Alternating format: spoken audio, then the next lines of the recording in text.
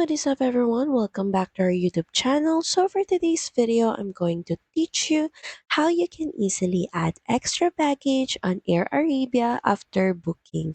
So all you have to do is head over to airarabia.com. Then next is just hover your mouse on manage, then click on add baggage. So from here, all you have to do is log into your account by entering your reservation number, contact person last name, and departure date. Also, don't forget to verify CAPTCHA, then just click on continue. And from there, you can easily add baggage. You also have an option to contact their call center agents just by clicking on this link. So from here, just click here to see our contact center numbers.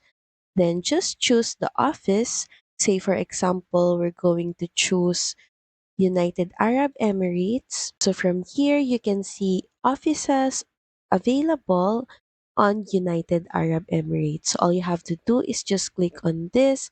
And from here, you can see their hotline that you can contact for them to help you or assist you in adding a baggage or even managing your booking.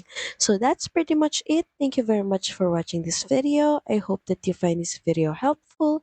And if you do, please don't forget to like, share, and subscribe to the channel. And I will see you again on the next one. Bye!